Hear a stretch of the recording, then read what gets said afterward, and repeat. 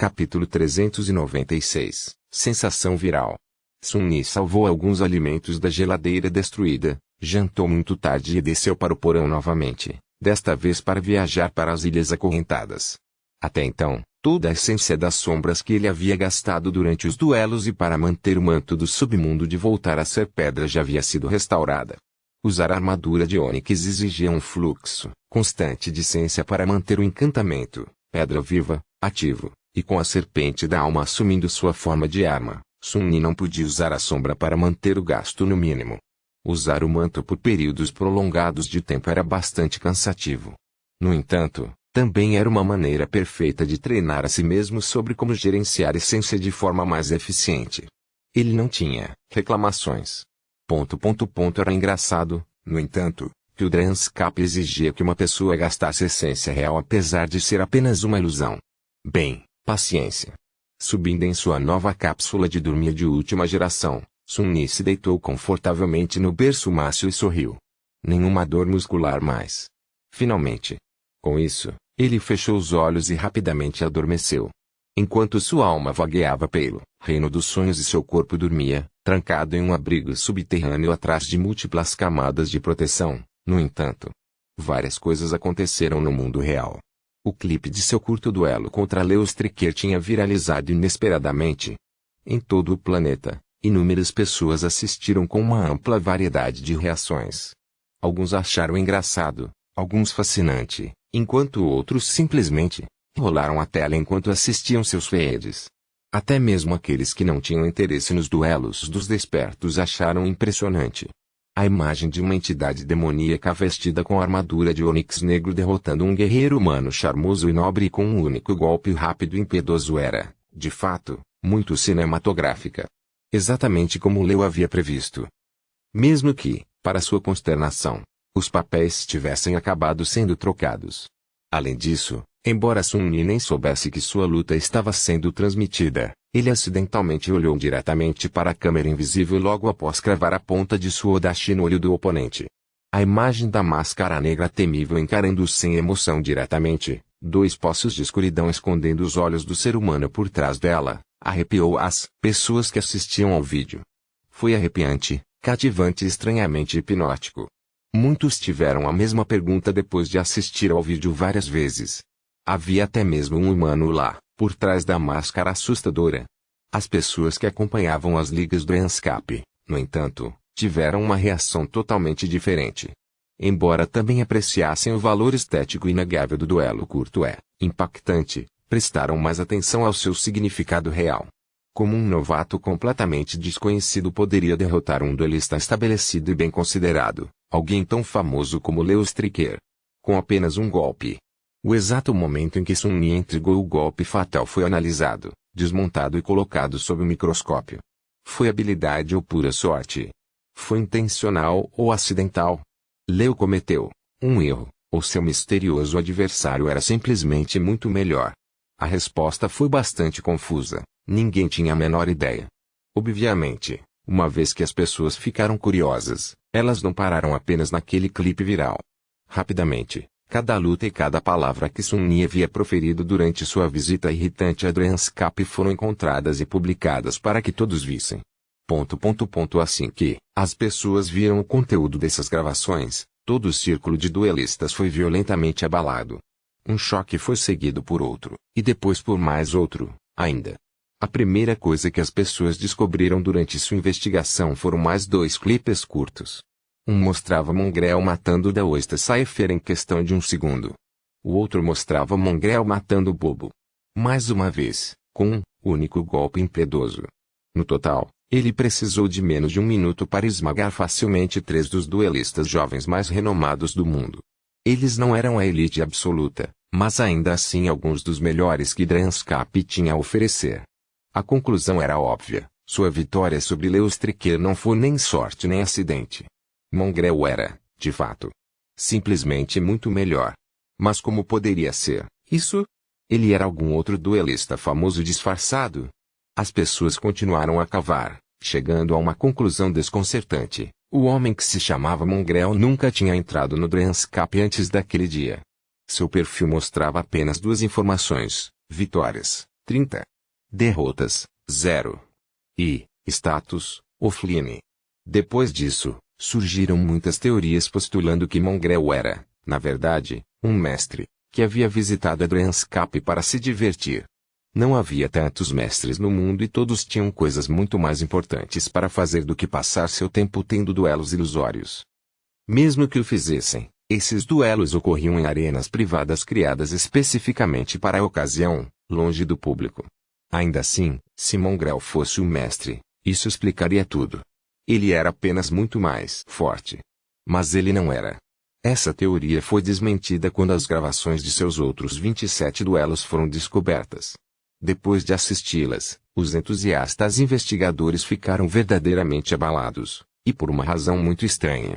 Era porque aquelas gravações mostravam Mongrel realmente lutando contra oponentes muito mais fracos. Agora espera aí. O que diabos isso significava? Como um homem poderia lutar contra novatos, lutando com eles por uma média de 5 ou 10 minutos, e então matar 3 profissionais experientes em 3 segundos? A resposta era simplesmente surpreendente. Enquanto as pessoas que não sabiam muito sobre técnicas de combate presumiam que Mongrel havia fingido estar fraco, especialistas mais conhecedores chegaram a uma conclusão impressionante.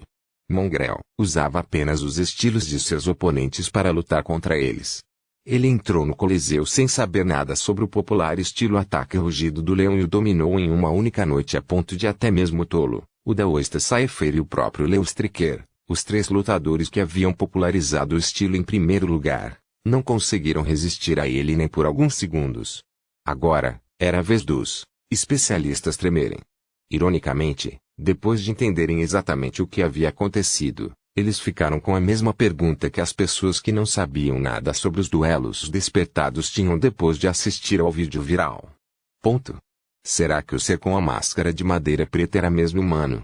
E todos eles, independentemente de seus interesses e nível de conhecimentos sobre as artes de batalha, agora se perguntavam o mesmo. Quem diabos é Mongrel? Capítulo 397 Sabedoria do Mongrel. Na ausência de qualquer informação nova, as pessoas não tiveram escolha senão voltar-se para as gravações existentes de Mongrel. Fascinadas pelo misterioso guerreiro demoníaco, elas desmontaram cada ação e cada palavra dele, tentando encontrar alguma dica sobre sua identidade, origem e posição. Embora não houvesse muito o que aprender, gradualmente começaram a perceber suas palavras como bastante significativas. Na verdade, as pessoas acabaram encontrando muito significado nelas, mesmo que não houvesse nenhum. Tudo era apenas mentiras desajeitadas que Sun Yi havia inventando na hora para atender aos requisitos do truque simples. Ele nunca pretendia dizer algo profundo. Mas quando boas intenções já haviam impedido as pessoas de complicar as coisas. Sem que Sun Yi soubesse de nada, Mongrel havia adquirido uma filosofia. Você é novo no Coliseu? Eu nasci no Coliseu. Sentados na cafeteria da escola, 2 alunos encaravam um comunicador barato, seus olhos ardendo de entusiasmo. Um dos meninos franziu a testa e perguntou confuso: não entendi. O que ele quer dizer? O Coliseu não é apenas uma arena Dreamscape. Como uma pessoa pode nascer lá? Seu amigo balançou a cabeça com desdém. Idiota. Você não entende? Mongrel não quer dizer que ele nasceu no Dreamscape. Ele quer dizer que nasceu na batalha. Aqueles antigos gladiadores eram escravos obrigados a lutar até a morte contra a vontade deles. Não são os despertos iguais? Eles são infectados pelo feitiço e não têm escolha a não ser lutar contra criaturas dos pesadelos para sobreviver. De certa forma, todos os despertos nasceram no Coliseu. Em algum lugar nos arredores, vários trabalhadores se reuniram durante sua breve pausa. Você é mesmo humano? O que é um humano? Eu não sou, e nunca fui, um humano. Um dos trabalhadores tremeu. Assustador. Você acha que Mongrel é na verdade uma criatura do pesadelo que se infiltrou no mundo real? Outro balançou a cabeça. Não, é claro que não. O primeiro suspirou. Então, por que ele diria que não é humano? O segundo trabalhador olhou para o túnel sujo do escape de ar do feltro industrial que estavam limpando, depois para suas próprias mãos calosas. O que diabos significa ser humano? Você acha que você e eu somos realmente humanos? Não, seu tolo. Aquele Mongrel tem mais cérebro do que você, eu juro. Ele pelo menos entende que ter 2 pernas e 2 mãos não faz de você um humano. Ele sabe como é. O terceiro ouviu a conversa deles e fez uma careta. E daí? Sim, ele entende, mas eu não o vejo reclamando. Aquele cara pegou as cartas que lhe foram dadas e se transformou em um maldito demônio da espada. E vocês, o que fizeram? Essa é a lição que ele está tentando nos ensinar, eu acho. Ninguém vai te tratar como um humano a menos que você se comporte como um. Longe dali, no complexo dos adormecidos da academia, um grupo de homens e mulheres jovens estava olhando para uma tela. Essa é uma espada grande que você tem aí. Você sabe usar? Não. Não. Você não sabe usar sua espada? Bem, gostaria que eu te ensinasse. Não. Um dos adormecidos coçou a cabeça e perguntou, eu não entendo.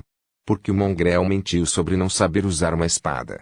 Ele é claramente um lutador muito experiente. Talvez até um alegado. Ele estava tentando enganar Leo, fazendo ele subestimá-lo. Uma garota em pé perto dele riu. Ele não mentiu. Porque o Mongrel precisaria enganar o Leo. Ele venceria contra ele de qualquer jeito, justo é, quadrado. Não, há um significado mais profundo em suas palavras. O outro adormecido ergueu uma sobrancelha. Que significado? A garota sorriu sabiamente. Só um duelista arrogante como Leo Stricker afirmaria conhecer o caminho da espada. Um verdadeiro mestre, alguém que luta contra criaturas dos pesadelos no reino dos sonhos em vez de jogar com os despertos mimados na Dryanscape, saberia que eles têm infinitamente mais a aprender do que já sabem. É isso que o Mongrel quis dizer. Não importa o quão bom ele seja, ele entende que, no grande esquema das coisas, sua habilidade e poder são como os de um bebê.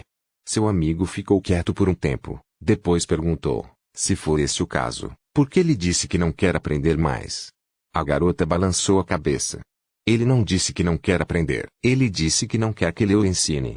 O verdadeiro inimigo de um desperto é o feitiço, não outros humanos. É por isso que Mongrel não quer ser ensinado lutando contra humanos. Mesmo que ele tenha que fazê-lo. E também, se alguém é forte como Mongrel, pode acabar com uma luta em um único golpe. Mas a verdadeira força é não precisar lutar. Talvez seja isso que Mongrel queira, se tornar poderoso o suficiente para nunca mais precisar sacar sua espada. E a poucas centenas de metros deles, a caminho do complexo hospitalar da academia, uma jovem em uma cadeira de rodas olhava para o seu comunicador com uma expressão divertida no rosto. O que você está fazendo aqui, nessa arena amadora? Estou aqui para desaprender. Essa citação, em particular, se tornou um tópico de discussão acalorada na rede. Entre os duelistas, ela causou uma verdadeira tempestade filosófica. Inúmeros despertos estavam debatendo apaixonadamente seu significado. Ninguém sabia exatamente o que Mongrel queria dizer, mas todo mundo tinha pelo menos uma teoria. A única coisa em que todos concordavam era que sua breve declaração escondia uma sabedoria profunda e fundamental sobre a natureza do combate e formas de se tornar um mestre nisso. E certo e fi. Olhando para o seu comunicador, ela balançou a cabeça e disse, desaprender? Esse cara deve ter batido a cabeça muitas vezes. Que idiota. Então, ela olhou para a imagem mais uma vez e acrescentou, e também, o que há com essa armadura? Parece tão familiar. Por um momento, pensei que a Echo da Sunny tinha ficado descontrolada. Ah, que ideia divertida. A expressão no rosto dele teria sido impagável. Com isso, ela balançou a cabeça, desativou o comunicador e continuou o seu caminho. Heffy tinha coisas mais importantes para fazer do que perder tempo pensando em Mongrels. O resto do mundo, no entanto, aparentemente não tinha. Capítulo 398 Mestre de seu ofício. Felizmente alheio à tempestade que sua visita ao Dryanscape estava causando no mundo real, Sunny abriu os olhos na ilha do altar do santuário. Por causa do tempo que havia gasto procurando em vão por oponentes dignos no Coliseu, ele chegou às ilhas acorrentadas muito mais tarde do que costumava. O pôr do sol ainda estava algumas horas distante e o céu estava claro e brilhante. Ele foi recebido pelo familiar murmúrio da água corrente, farfalhar das folhas e uma brisa fresca. Sunny estremeceu ligeiramente e lançou um olhar ressentido para a profunda piscina de água limpa que cercava o pequeno pedaço de terra onde ficavam o altar e a árvore antiga. Durante sua primeira visita ao santuário, a própria Santa Tiris o havia trazido para cá do mundo real. Ambos haviam aparecido perto do altar. Houve um pequeno problema, no entanto. Sun-Yi havia se materializado um pouco mais longe do que as pessoas geralmente faziam, e como resultado, mergulhou diretamente na piscina em vez de pousar em terra firme. Não foi um grande contratempo. No entanto, em um momento de desorientação, ele quase teve um ataque cardíaco. Cair na água o lembrou dos primeiros minutos na costa esquecida, demais. Por um segundo, ele pensou que estava de volta, naquele lugar amaldiçoado. Desde aquele dia, Sun-Yi nunca mais acabou na água em vez de no solo da Ilha do Altar, mas o susto da primeira vez ainda estava fresco em sua memória. Não hoje. Com um sorriso triunfante, ele deixou o altar branco para trás e se dirigiu ao anel de altos menires. Agora que era dia, o santuário parecia mais povoado. Grupos de adormecidos descansavam na grama do parque, alguns discutindo futuras aventuras na natureza, outros simplesmente matando o tempo até poderem retornar ao mundo real. Não se podia entrar imediatamente no portão após aparecer no reino dos sonhos. Talvez porque a alma não pudesse suportar viajar entre mundos com muita frequência, talvez porque o feitiço não quisesse que voltassem muito rapidamente, ou talvez por alguma outra razão desconhecida. Os adormecidos tinham que esperar várias horas antes de poderem usar o portão novamente. O tempo exato que eles tinham que esperar variava um pouco de pessoa para pessoa, mas em geral, era por volta de 10 horas. Durante essas horas, os despertos que não desejavam arriscar suas vidas nas vastas extensões do Reino dos Sonhos geralmente seguiam seus negócios ou cumpriam seus deveres para a cidadela. Muito trabalho era dedicado a manter os enclaves humanos no Reino dos Sonhos funcionando. Além da demanda óbvia de vigiar as paredes e lutar contra criaturas do pesadelo atacantes, tarefas mundanas como limpeza e preparação de alimentos também eram compartilhadas entre os habitantes das cidadelas. Em certo sentido, cada cidadela era um assentamento. Algumas eram pequenas, outras grandes o suficiente para abrigar milhares e milhares de despertos. A população das 3 grandes cidadelas era ainda maior, com centenas de milhares de humanos as visitando todos os dias. O santuário era uma cidadela bastante pequena, em comparação, então cada um dos despertos ancorados aqui tinha que fazer sua parte para preservá-la. Felizmente, Sun-Yi havia sido designado como um explorador avançado, em troca de seus relatórios sobre as coisas que notava durante suas expedições e os movimentos das criaturas do pesadelo através das ilhas. Ele foi praticamente libertado de outras tarefas, tendo apenas ocasionalmente que fazer algum pequeno trabalho ou ficar de vigia durante as horas mais escuras da noite. Ele estava bastante feliz com aquela situação. Sun-Yi cumprimentou algumas pessoas com quem tinha uma relação amistosa, entrou no interior do santuário e, em seguida, foi para seu quarto. Agora era um bom momento para terminar as coisas que ele não havia feito durante sua última visita. A saber, trocar o fragmento de alma que ele havia coletado por memórias ou créditos. E estudar adequadamente a moeda antiga para desenhar e descrevê-la para o professor Julius depois. Mas a moeda, inútil, poderia esperar. Agora, Sun-Yi realmente queria saciar sua avareza. Destrancando o baú que estava aos pés da cama, ele pegou os fragmentos de alma que estavam no fundo e os jogou sem cerimônia na mochila. As estranhas frutas que havia colhido durante sua última jornada também foram para lá, deixando o baú mais ou menos vazio.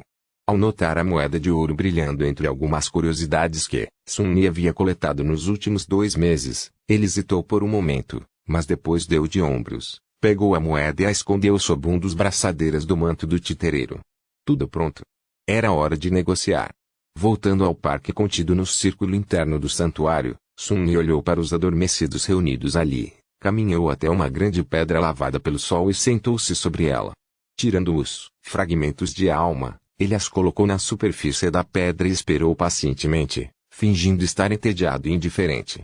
Quase parecia que ele estava simplesmente aproveitando o sol, enquanto os fragmentos de alma haviam aparecido perto dele por acidente.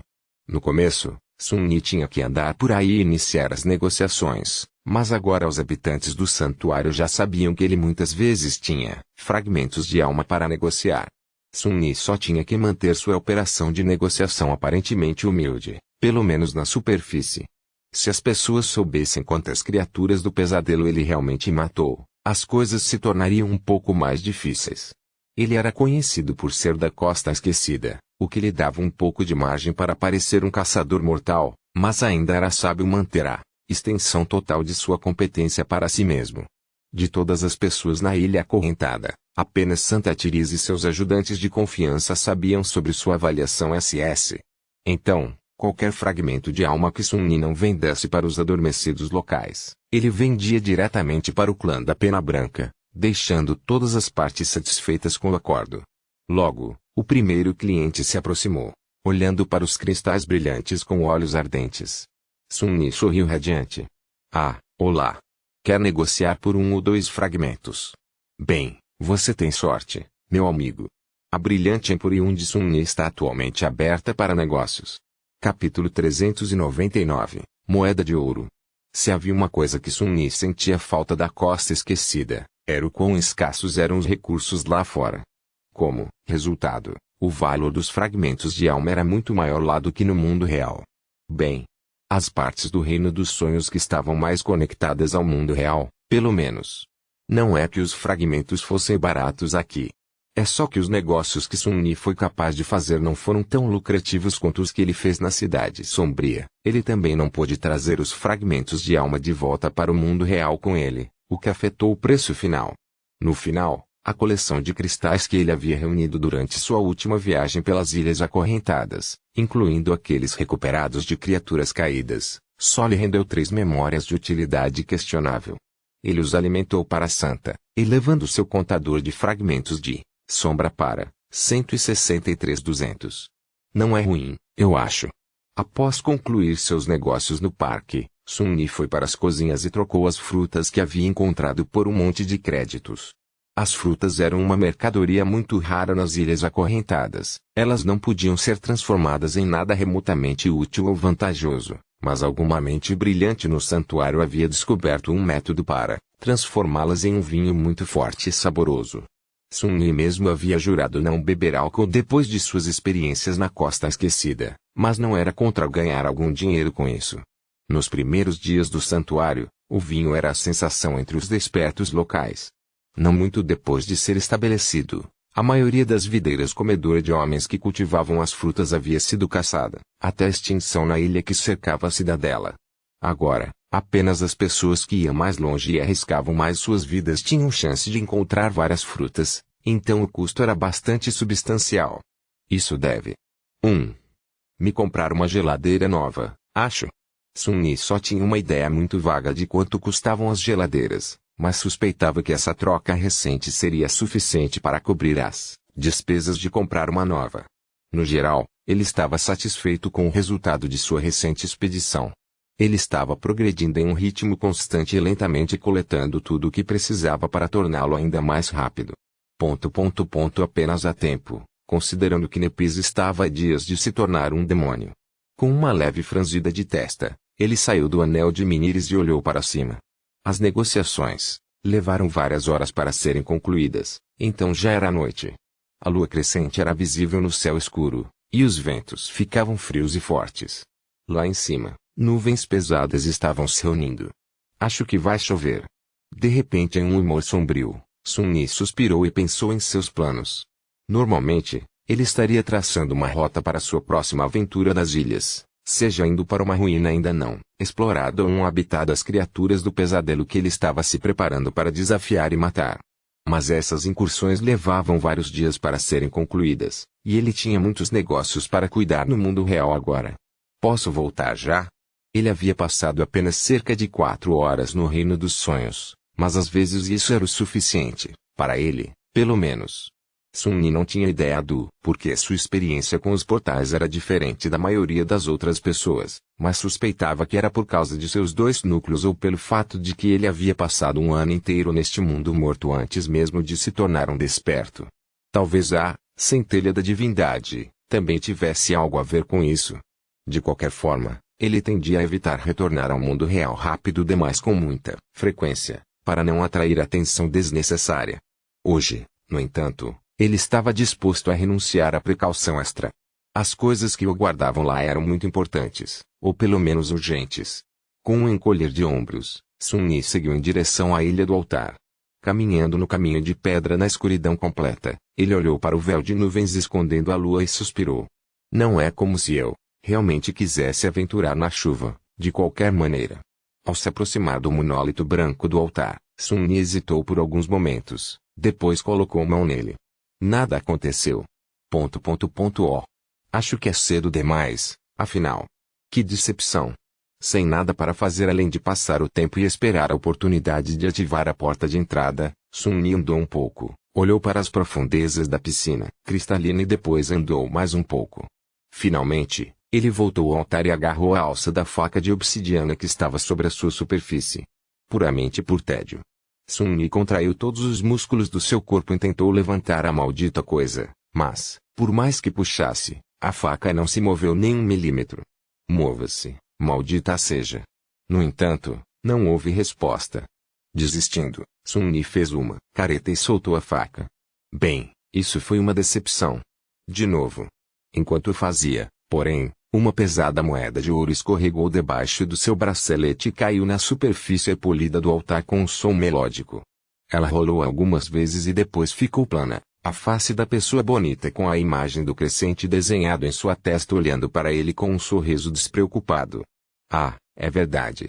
Eu havia esquecido dessa coisa. Sun-Ni moveu a mão para pegar a moeda, mas naquele momento, o véu de nuvens se abriu ligeiramente, deixando passar um feixe de luz lunar pura e pálida. A luz caiu sobre a moeda e a fez brilhar.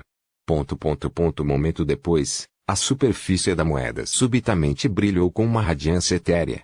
As características da pessoa gravada nela ficaram mais nítidas e depois desapareceram na luz. Quando a luz se dissipou, a moeda tinha desaparecido. Sun-Ni olhou para o lugar vazio onde ela estava há apenas alguns segundos com uma expressão perplexa. Foi então que o feitiço sussurrou em seu ouvido, sua sombra fica mais forte. Capítulo 400, chamado do tesouro, sua sombra fica mais forte. Sun-Ni olhou para o lugar onde a moeda costumava estar e então piscou. O que acabou de acontecer? Ele deixou a moeda no altar, iluminada pela luz da lua, e ela desapareceu. E então, ele recebeu um fragmento de sombra. Não pode ser. Segurando a empolgação, Sun-Ni convocou as runas e leu: Fragmentos de sombra, 198-2000. Da última vez que ele verificou, havia apenas 197. Sem dúvida alguma, ele havia acabado de receber um fragmento de sombra da estranha moeda dourada. Então não era uma moeda comum, afinal. Um sorriso satisfeito apareceu em seus lábios. Não só a moeda era especial, como não estava amaldiçoada. Pelo contrário, estava abençoada. Bem, este foi o fragmento de sombra mais fácil que eu já recebi. De repente, seus olhos se arregalaram. Espera. Não havia mais moedas que ele havia deixado na Ilha da Mão de Ferro. Pelo menos 3. Haviam sido engolidas pela monstruosidade morta. Antes que o pensamento se formasse completamente em sua mente, Sun-Ni já estava deixando a Ilha do Altar. Há duas coisas. Duas coisas. A primeira era que outras moedas poderiam, potencialmente, se revelar iguais à primeira e recompensá-lo com fragmentos grátis. A segunda era que onde havia 3, poderia haver mais. Muito mais. O demônio caído que, ele descobriu poderia ter vindo de um lugar onde um tesouro inteiro de moedas miraculosas estava escondido. Uma montanha inteira delas, até. Se Sun-Ni estivesse certo e conseguisse de alguma forma rastrear o caminho que a criatura tomou antes de morrer. Quem sabe o quão mais poderoso ele se tornaria. Tentando suprimir a sensação animadora de descobrir um segredo enorme e tentador, Sun-Ni deixou o santuário e se dirigiu para a borda da ilha. À medida que o som das cachoeiras ficava mais alto e as primeiras gotas de chuva caíam no chão, uma silhueta escura de repente deu um passo em sua direção. Era um dos vigias. Sun-Ni, certo? Você realmente vai sair nesse tempo? A maioria dos vigias aqui no santuário já sabia que ele se sentia confortável na escuridão, então a surpresa inicial de ver alguém sair da cidadela à noite havia mais ou menos desaparecido agora. Ainda era estranho para alguns deles, porém. Sun-Ni parou por alguns momentos, depois sorriu. Sim. Não se preocupe, estarei bem. Não vou muito longe, apenas quero verificar algo na Ilha da Mão de Ferro. O vigia hesitou, então deu de ombros. Tudo bem. Tenha cuidado lá fora. Com visão noturna ou não, este não é o momento para humanos. Sun-Ni agradeceu ao homem por sua preocupação e seguiu adiante. Não é hora para humanos. Ainda bem que sou uma besta, então. Ao se aproximar da borda da ilha santuário, ele não perdeu tempo e convocou a asa sombria. Sun-Ni foi tentado simplesmente se transformar em sombra e correr em direção ao seu objetivo, mas ele não queria mostrar seus poderes tão abertamente perto da cidadela. Paciência. Seja paciente.